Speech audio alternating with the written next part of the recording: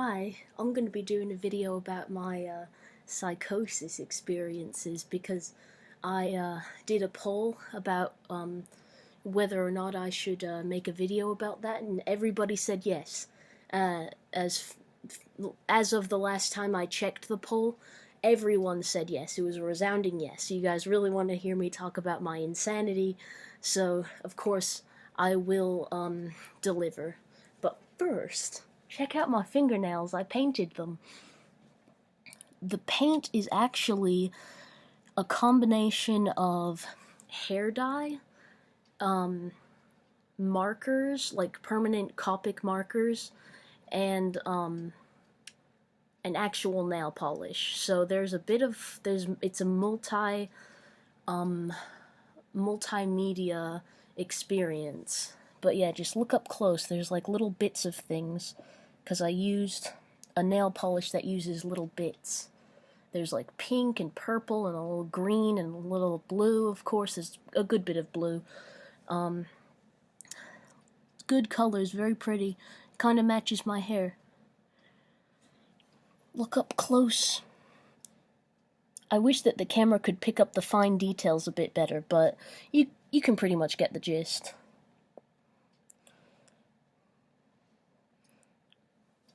I just want this to be admired. Tomorrow's my first day of school, so I'm gonna be pulling up with the fancy nails. It's gonna be great. But anyway, so I'm gonna talk about my psychosis now. So my first probable psychotic episode was when I was about 11.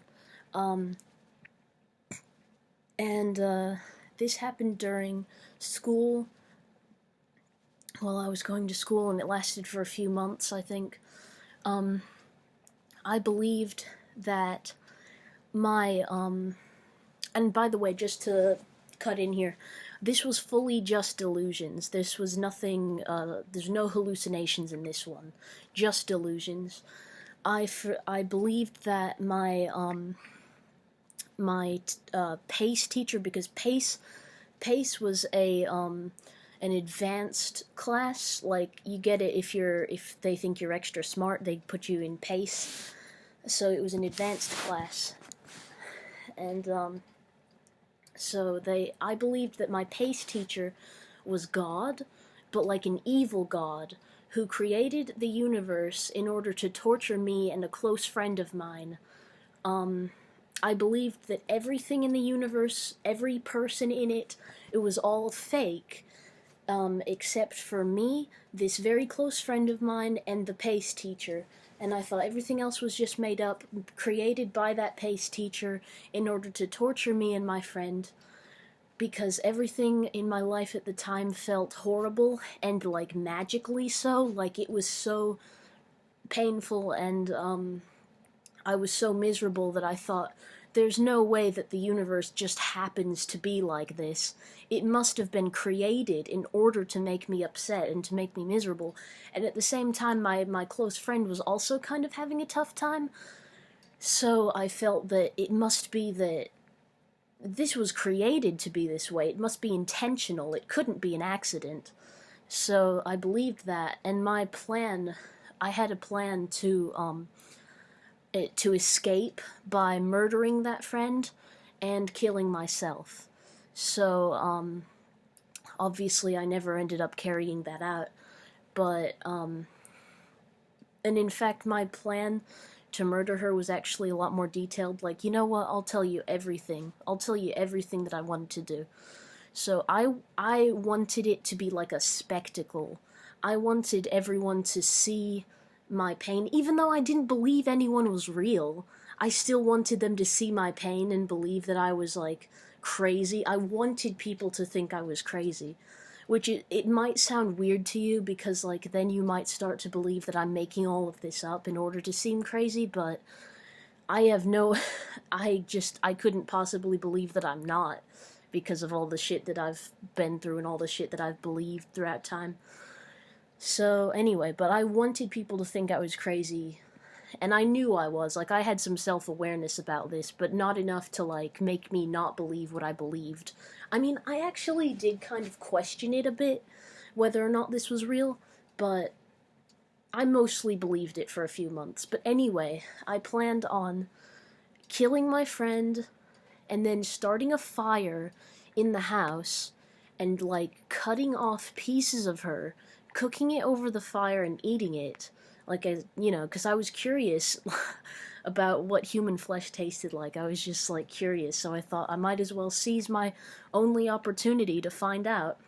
Nowadays, I don't give a shit about what human tastes like. Like, honestly, it does not fucking matter. I've heard it tastes a bit like pork, and I think pork is just okay. Like, I like bacon and I like salami and stuff like that, but I don't really like pork chops, so I bet I wouldn't even really enjoy human meat unless it was prepared in a certain way. Like, if it was, like, thinly sliced, you know what I mean? Like, I don't like a big pork steak. So I probably wouldn't even like human meat. And this is just a weird conversation, isn't it? But, you came for this. You came to the video to find this out. So anyway, I planned on cooking her and eating her and all that. And by the way, we're still friends. And I've even told her about this stuff before. Like, I don't know how many details I told her, but she knows that I wanted to kill her. And it wasn't just that I wanted her to escape from this horrible reality. I did also have a lot of, like, angry feelings towards her at the time. Like, and I think a lot of them were justified. Like, I think that she was a bit selfish at times, and she didn't always understand my pain, and she didn't try to, and she would often blame me for my anger I felt towards my parents. And, I think that she was mean sometimes, and she was a little selfish. But obviously she doesn't deserve to be fucking murdered and eaten and shit. But but still, I'm just saying that part of this was not just to save her from our horrible existence, but also to punish her for the anger that I felt towards her. And like my idea was that I would kill her while she was asleep at my house, because we frequently had sleepovers and stuff. So yeah, that was my plan. And after I cooked her and ate her and everything, while the fire was still raging, I would cut my wrists, and then I would paint in my blood. I would paint "I love you all, I love you all" in blood on the wall, which was, I don't know, I just wanted to be fucking edgy. Like, I wanted to be like a creepypasta character, because like I was kind of interested in creepypastas at that age. Remember, I was 11 years old, remember? So me and my friend were both kind of into creepypastas. So like I wanted to be like scary and crazy, and so I wanted to paint that on the wall. So a lot of this was influenced by the media I was consuming at the time, of like creepypastas and things like that. And some of it was just influenced by my personal misery. And also probably I'm now diagnosed with schizoaffective disorder, which is basically like schizophrenia plus a mood disorder, which in my case is bipolar disorder. So I have schizoaffective disorder bipolar type. I was not diagnosed at the time. It's a fairly recent diagnosis. But anyway, so I wanted to do that after Christmas of that year. I forget which year it was. I'm kind of bad at figuring out time. But, so I wanted to do it after Christmas of that year. I wanted to have one final Christmas to enjoy before I died. And, but Christmas that year was shitty. I didn't have a very good Christmas. Like, it wasn't horrible, but it was just kind of boring. Like, nothing very special happened. I didn't feel particularly fulfilled and satisfied by that year's Christmas. So that made me not want to die, because I was like, well, that was disappointing. I don't feel like going away now, because I wanted to have fun before I died, and I didn't get to, so I guess I have to wait longer. And while I waited, I just kind of snapped out of it, and I stopped believing all that crazy shit, so that made me, not want to fucking do it anymore. And yeah, I just sort of snapped out of it. I don't know. And by the way, a lot of these details that you guys are getting, I didn't even tell my therapist about this. Like, I was too ashamed to tell my therapist about like the cannibalism and stuff that I wanted to do. Like I was really ashamed of that. So it's kind of crazy that I'm telling a bunch of strangers online. Some of y'all aren't strangers. Some of you I know kind of, some of you are like my little internet friends. But yeah, I just oh dear. What's happening? Sorry, my screen just went black for a second. I don't know why that happened. That was weird. My computer screen went black and I thought it was dying, but it's on the charger, so that wouldn't make any sense. But anyway, weird. But yeah. So you guys are getting details that my own therapists, and I have multiple therapists, I've had multiple therapists throughout time, none of them know about some of these details. Like, they knew that I wanted to kill my friend, but they didn't know that I wanted to eat her, you know. The thing about cannibalism is, I think it's completely justified in really, really dire circumstances. I don't, like, here's the thing, if you're all dying, you're all starving to death, and someone dies, I think it's okay to eat them, because they're already dead. I don't believe it very strongly in, like, ideas of disrespecting the dead. I don't have any beliefs in the afterlife, and, I don't believe that it's truly wrong to eat someone under any circumstance, or, that is, under all circumstances. Like, I think that there are some circumstances where it's okay. But, obviously, murdering innocent people is ridiculous and fucking terrible. And, it wouldn't have been justified if I had killed my friend. I mean, I was suffering from delusions, and, like, obviously that makes it complicated. But, like, I don't think it would be totally okay had I done that. Like, obviously that was horrible. But it was horrible for me, too. I mean, I was suffering deeply at the time. I was very miserable. I was in a very bad place. So just, I think something to take away from this is, like, you should look out for people. You know, if they don't seem happy, try to understand. Try to fucking connect with them, because you never know. You never know.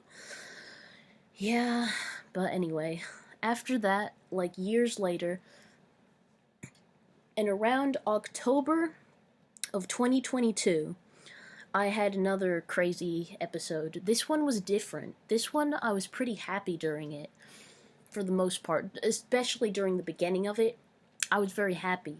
And I think it might have been like a manic episode because of that, because of this extreme joy I was feeling and this extreme power I felt I had. I believed that I had something like magical powers, although I didn't believe in magic. At this point in my life, I did not believe in magic. I believed that there must have been something scientific going on, something that could be explained with science, but that I was like, I had cracked some sort of code.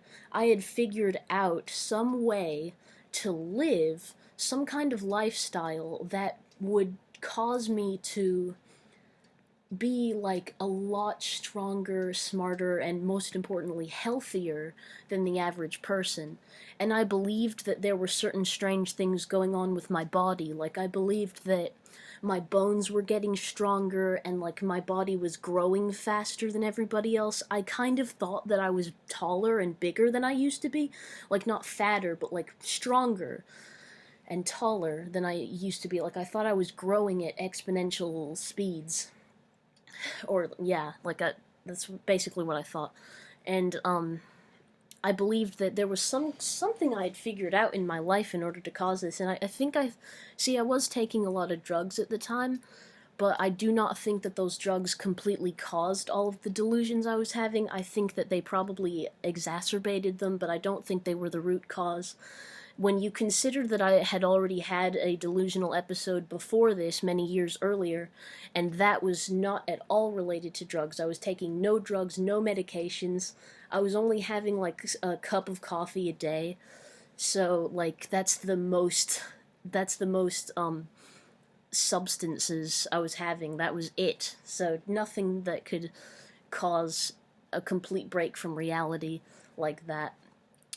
So this second episode I was having was probably mostly just caused by the schizoaffective disorder, and probably exacerbated by the substances I was using, which were like varied, I like a lot of things. I don't even remember all of it, but yeah, like my memory isn't great from this time.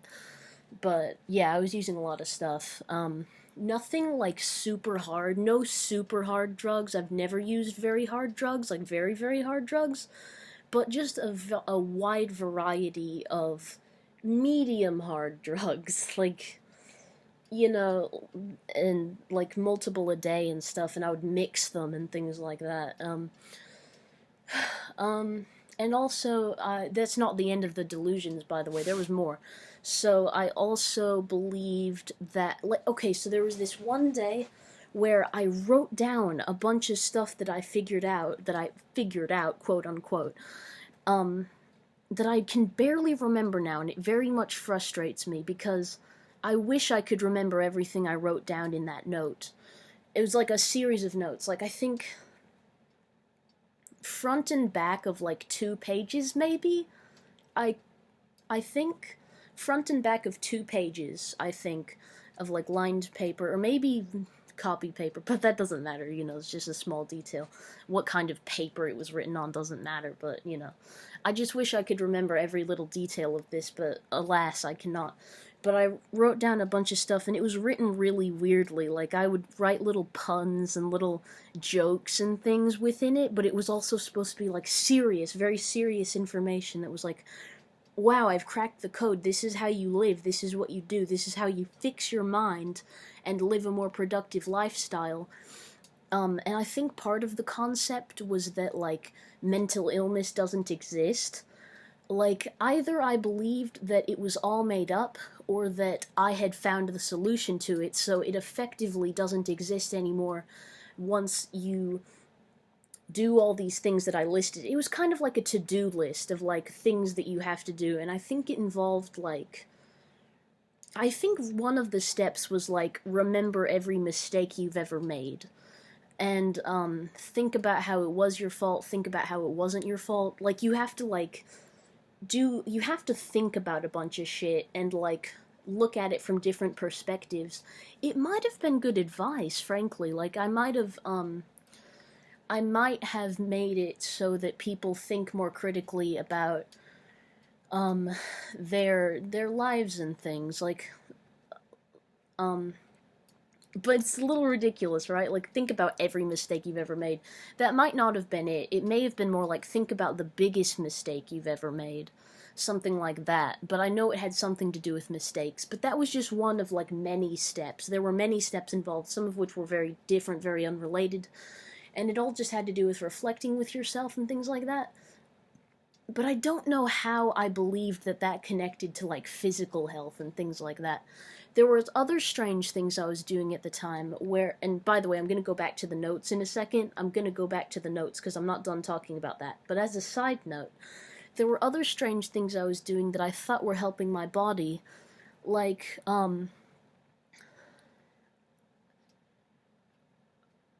okay, so there was this one point where my heart was going kind of fast. Not terrifying or anything like that, nothing really scary, but it was going a little fast.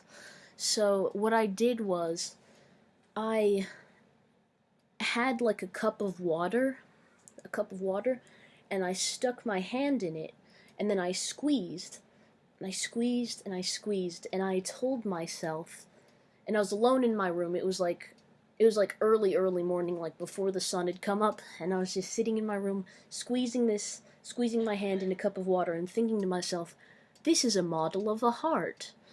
And it was, in a way. It was like a heart pumping blood, And I believed that this was slowing my heart down. And I think it might have worked a little bit.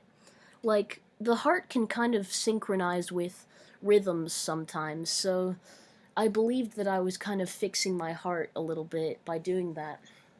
It might have worked, but it was a very strange, silly way of doing it. Like, I know better ways to slow my heart down when it goes fast, because sometimes it does. And, By the way, here's a nice trick. Here's a little trick for you if your heart is going fast. Here's what you do. Let me clear some space. I need to clear some space so I can show you. So,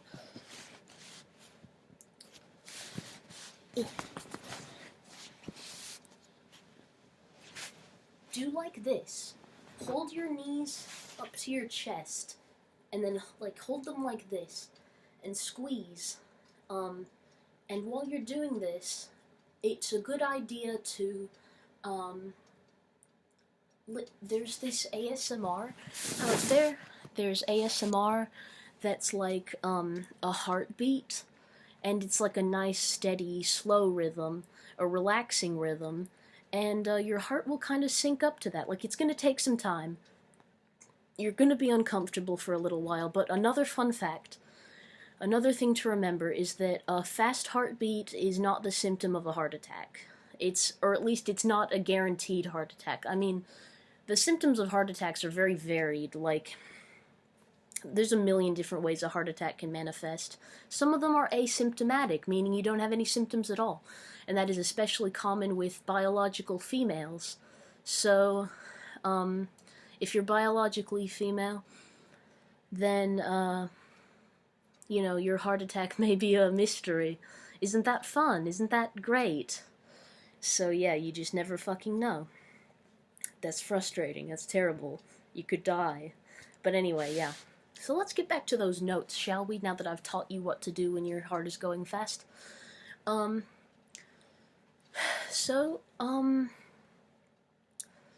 notes that I wrote, I brought them to school, and I very excitedly and maniacally told my friends in my friend group, which I kind of thought of at the time as like Jesus's disciples. Like, I didn't believe I was Jesus in the literal sense, but I thought I was going to become a comparable figure to Jesus or the Buddha or something of that nature. Like, I kind of thought of myself as like this philosophical, like pseudo-spiritual, quasi-spiritual, mostly scientific kind of genius. Like, I thought that I had figured out some major shit that was going to change the world, and I was going to become famous, and, all this stuff. And so I brought these papers into my little disciples, which I very much cherished, and I did not, like, look down on them or anything, but I did kind of, believe that they were going to spread the word for me. So I showed them these papers, and I was like, take pictures of these on your phones. Take pictures of them, and, like, share them on social media. Tell everyone, try to spread the word to other people in school. Like, make sure that this spreads. And I went to a big school that was, and I was thinking of certain details, like, how is this going to spread to certain demographics? Like, how is this going to spread to young people, old people, black people, white people, men, women? Like, is it going to be different for certain groups? But I thought that my school was kind of a sweet spot, because it was like roughly 50% white, 50% black. It does have more women than men in it, though. Well, more girls than boys. I don't think it's appropriate to say men and women, considering it's a high school. So, more girls than boys. So that's not perfect, because you'd want it to be more like 50-50. But I thought, you know, close enough. This population, and it was a big school. Like, it's like 1,400 people in my school. Very big.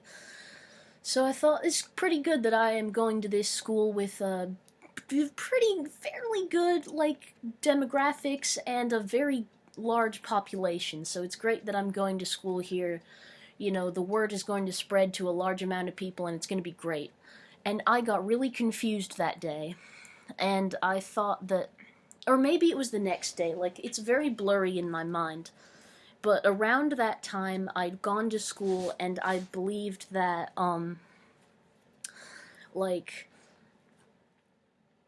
the word was spreading, and I thought that really strange things were happening around the school, like, and they kind of were.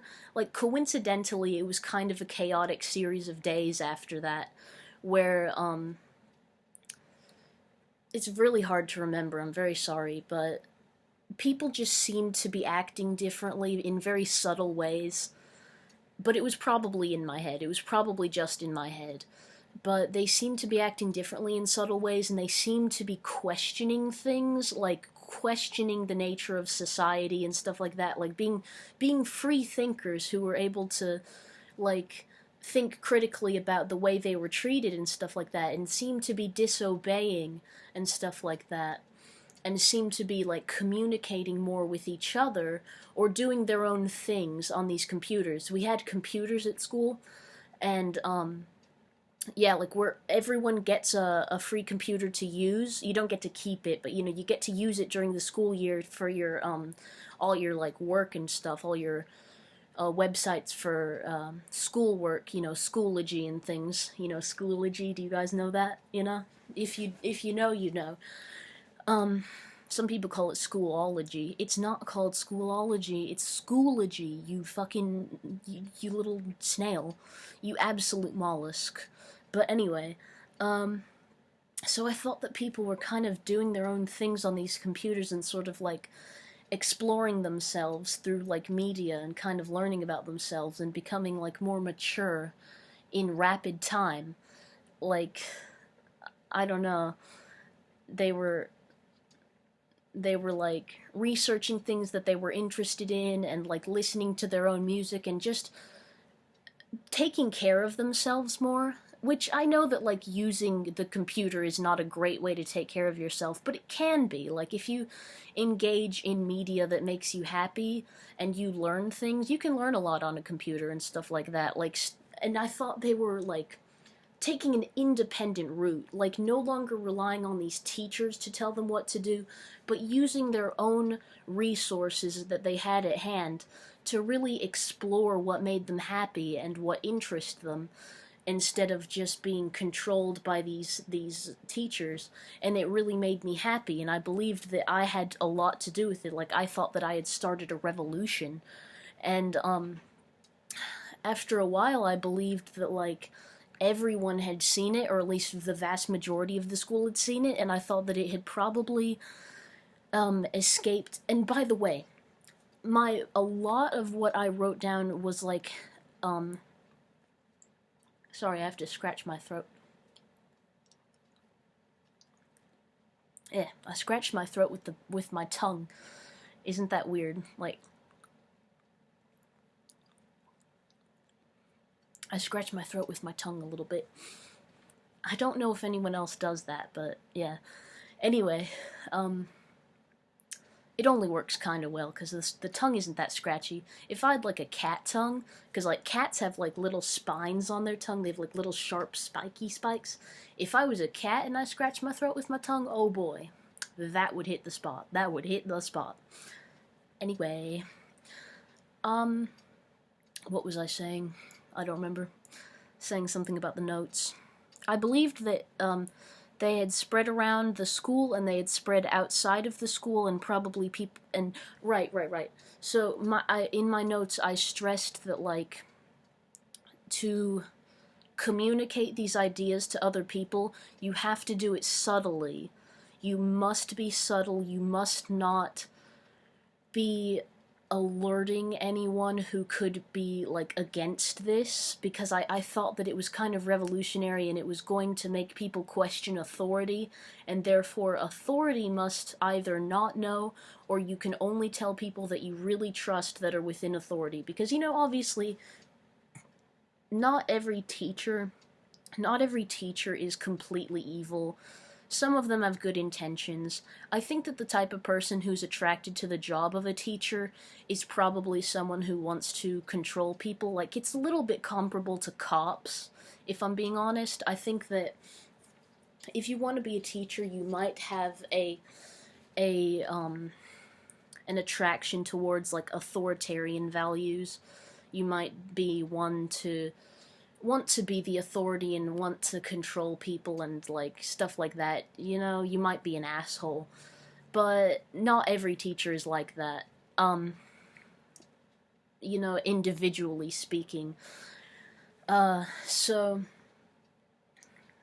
like Therefore, there are some teachers who could be good reciprocants, or whatever the fuck, good people who could receive this message that I was spreading, this message of self-help, I suppose. And like, so I thought that it was spreading really fast throughout the school, and that people were communicating it very subtly to each other and things like that.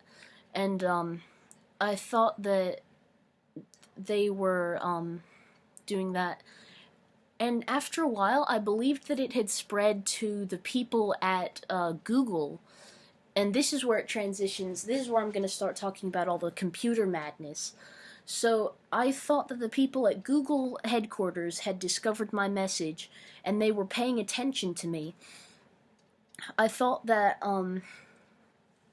they were like they were very interested in me as a person, and they were sort of trying to communicate with me very subtly through the computer, through both my school computer and my personal computer, and also through my phone.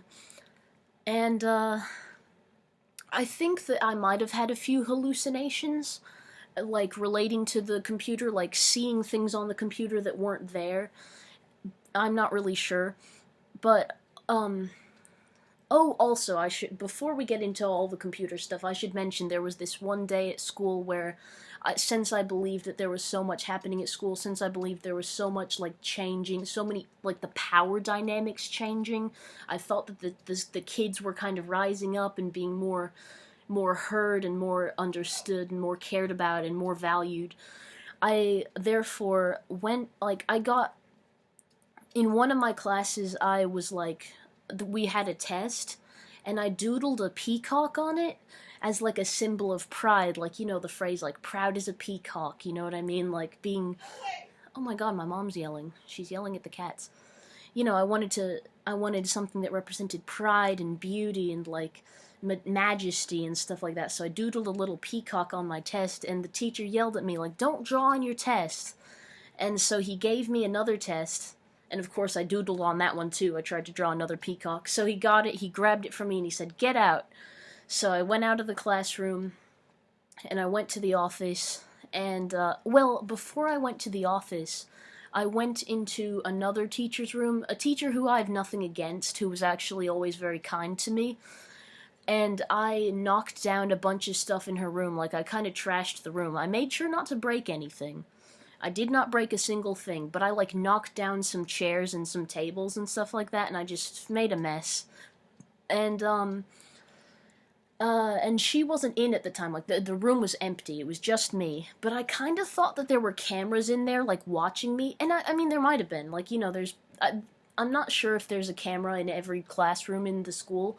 That might be pretty expensive, and there's probably no one watching the cameras if there are cameras in every classroom in the school, like, actively watching them, you know? But, I did think at the time that I was being watched while I was doing this. Like, I kind of thought they were supervising me, so I kind of, in a way, felt that it was justified, because, like, or at least I thought that it wasn't out of bounds, because I kind of thought, like, if they perceived that I was going too far, then they would stop me. So I thought, like, yeah, everyone's cool with this, we're all on board, we're all on the same page, so it's okay if I trash this room, because it's like, we're all being a little chaotic, we're all doing something out of the ordinary, so it's appropriate, it's fine, I'm not gonna get in trouble. But some way or another, like, one way or another, I guess maybe someone saw me. It's really hard to remember, like, either somebody saw me or I just left and went to the office. I can't remember exactly what happened, but I wound up in the office, and I got suspended for 5 days. And, it was odd, like, all the adults didn't seem that mad at me. Like, I think they could sense that I was out of it. Like, they could probably tell I was out of it, they could probably tell that I was going crazy. Like, I told Miss Horton? I forget. I think Miss Horton, I forget what her power is in the school. She's some kind of, maybe like the vice principal? No, she's some kind of, she's not a teacher. She's somebody at the school. I forget what her power is. She's not she's not a counselor, she's probably not the vice principal, I don't really know what she is. But I told her that I had seen a series of metaphors, because that was kind of my thought, was that a lot of the teachers and students who were on the same page as me were communicating through metaphors in order to communicate this, like, philosophy that I had started up. This self-help philosophy thing, whatever you want to call it. I thought they were communicating it to each other through metaphors, so I told Miss Horton that I had seen a series of metaphors that made me do all these strange things. And so she was rightly confused, and she didn't ask too many questions, because I think she knew better than that. I think she knew better than to interrogate me about my thought process at the time. Like, she knew I was out of it, probably. And a lot of the other adults who I was interacting with seemed to pick up on me being a little loopy, a little bit crazy. So none of them tried to question it too much. They were like, yeah, this is not our area of expertise. We're not gonna get too deep into this. We just know something's wrong. And so they called my mom to come up there, and she was furious. And like, I was saying little strange things every now and then, like, it's an open secret. That was one of the things I sort of said to her in a very, it was unrelated from whatever we were talking about, but I was just telling her it's an open secret, like, to describe the philosophy I was trying to teach to everybody as this figure who's like Jesus-esque, Buddha-esque, teaching my disciples and teaching all these other people in the school, and I was telling her, like, it's an open secret, because I kind of thought she already knew too. I thought she had already gotten the word, the good news, you know? Have you heard the good news? I thought that she had gotten it already, so I was telling her it's an open secret. Like, we all kind of know, and we're all kind of in on it. Like, it's a secret, yes, but an open one. And, she was furious, and, like, she pushed me to the ground, and I fell. She was in a very hysterical mood. Like, I don't think she was feeling well that day. Like, I think she had thrown up earlier and stuff like that. Like, she was sick. But, she was not well, so she was just not taking any of this well. And, so, you know, I was suspended for 5 days. She took me home, and she was furious, and I kept talking to her in weird ways in the car. Like, I think I called her mate, like a British person. I called her mate at one point, because another part of this, which I forgot to mention, was that I thought I was Syd Barrett reincarnated. So I wanted to talk a little British. Like, I wasn't using a British accent, but I called her mate like a British person would. And, like, I thought I was Syd Barrett reincarnated, and I've mentioned that on the channel before. Like, remember, this channel started during this time period. Like, I started it, and we're gonna get into that. I started it because, of my delusions. And so now we're gonna get into the computer madness. We're gonna really get deep into it. So I thought that Google had, gotten this message that I spread, and I thought they were interested in me. I thought they were trying to communicate with me through all of my devices, my school device, my home devices, you know, my both my laptops and my phone. You know, my home laptop, my school laptop, and my phone. I thought it was all connected. And, like, I'm not picking my nose, I'm just scratching. I'm not even scratching inside my nose, I was scratching, like, right here, like, underneath. Don't fucking say I'm picking my nose. I'm not doing that. Don't be mean to me. I am sensitive. I will cry. Wah. I'm crying. Wah. Anyway. So,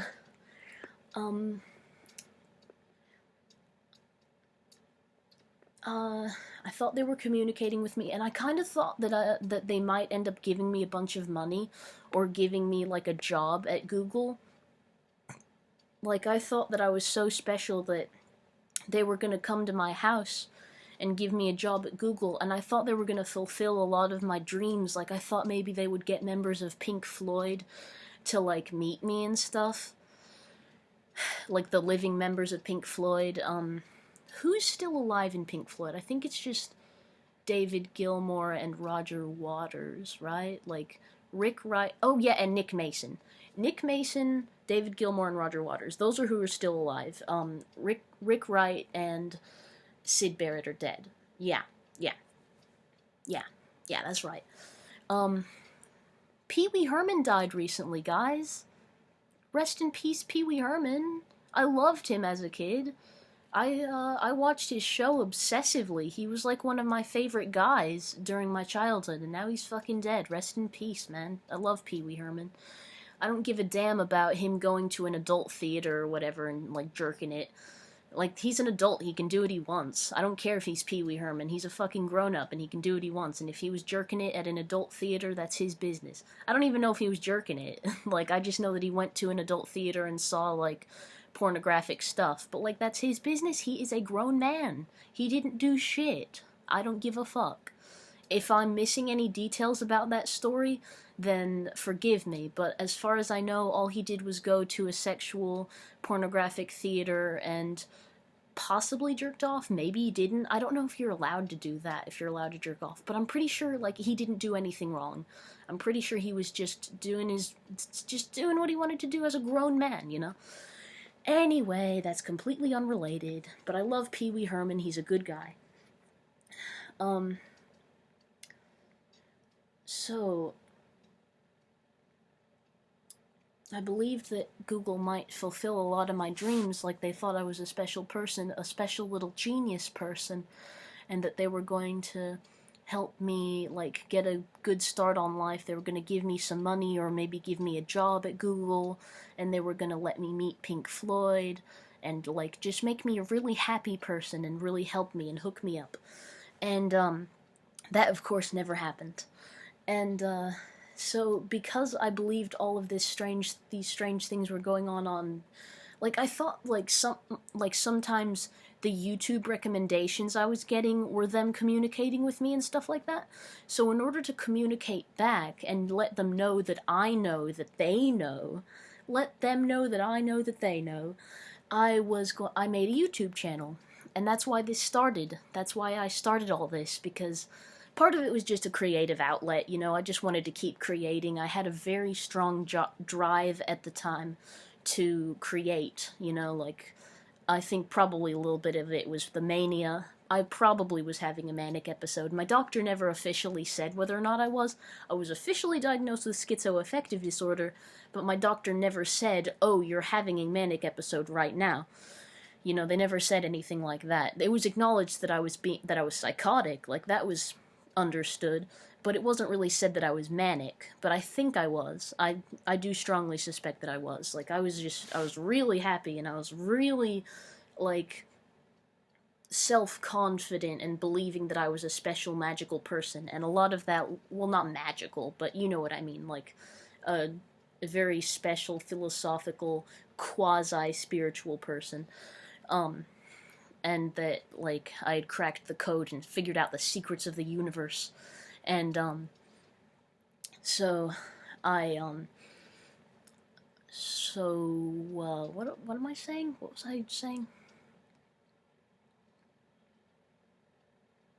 So, yeah, like, I was probably manic, but I don't know. But anyway, so I made my YouTube channel. And my first few videos were a little weird. I made about 17, and then I deleted them all. And I don't know whatever happened to those. Well, of course, I know what happened. They were deleted. So but I don't remember what they were about. Unfortunately. I think a lot of them were just kind of random shit, like, kind of nonsense. A lot of my creativity was very chaotic and nonsensical at the time, even more than it usually is, because my creativity is already pretty chaotic and nonsensical and, like, stream of consciousness. Like, if you've seen my books, which you haven't, but if you have seen my books that I write, you would know that it's all very, like, strange and, like, poetic, more so than, like, it's more poetry than prose. It's more poetry than prose. It's, like, just random shit.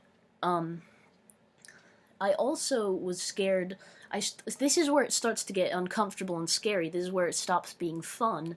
When I thought that they were, like, spying on me through my computer, or, well, spying on me through my camera of my computer, and that made me nervous because I thought it might be sexual, because, like, I had a tradition of, like, or a habit of, listening to ASMR while I went to sleep, so I thought they were watching me while I slept, which made me uncomfortable, especially because I often slept in the nude, because that's just comfortable for me. And so I thought they were seeing me, watching me naked while I was asleep, and that scared me. So I started wearing clothes to bed, and I still do that now, but more just because I'm too lazy to get undressed at night. Um, and stuff like that. It's like, less work. Might as well just wear clothes to bed, even if it's hot. Because I live in the South, I live in the deep South, so it can be really hot, especially in the summertime. But I still wear clothes to bed unless it's so unbearably hot that I can't stand it. But yeah, that's about it. Like, it was very gradual. It was a very gradual process of me snapping out of this, and it mostly just happened on my own. Like, I did tell my therapists about all this stuff, and, they weren't the ones that made me snap out of it. They weren't, like, I don't think therapists usually will force a psychotic person to, like, become not psychotic, because that's kind of not how it works. Like, either it just goes away on its own, or it doesn't, and it usually doesn't. It usually lasts a long time, I'm pretty sure. I'm not an expert, I don't know, but the sense that I get, the impression I get, is that it can be very hard for a psychotic person to, like, not believe in their delusions anymore. But for some reason, I've just gotten lucky the last 2 times, the only 2 times it's ever happened to me, so I just sort of gradually started realizing, like, this is probably not real, this probably never happened, you're not, like, bleh. Okay, so the first thing I realized pretty quickly was that I'm probably not special. Like, I probably didn't figure out anything special about the universe. I probably didn't learn any secrets. I probably am, like, a normal person. But it took me a longer time to realize that, my message had not spread throughout the school, and, like, no one actually knew, and my friends probably didn't actually spread the word like I wanted them to, which is probably a good thing, because it was all nonsense. For the most part, like, with maybe a grain of help in there, like a grain of self-help, a grain of truth and value, but probably mostly nonsense. So A, it was hard for me to believe that it didn't spread. B, it was hard for me to believe that, that that Google was not spying on me, and that none of that was real. My computers weren't being spied on and being communicated through. That it took me a long time for that to set in, and it was gradual, and it was, yeah. But eventually I figured it out. And it was weird. Like, it after you realize that none of that is real, it's just a little weird, but I kind of sort of just accepted it. Like, my life is chaotic and strange, and, like, I know that life can be chaotic and strange, so it's not too hard for me to accept it. I didn't have a terribly hard time accepting it once I was able to. I was just like, yep, that happened. What are you gonna do? That's life. Life is weird.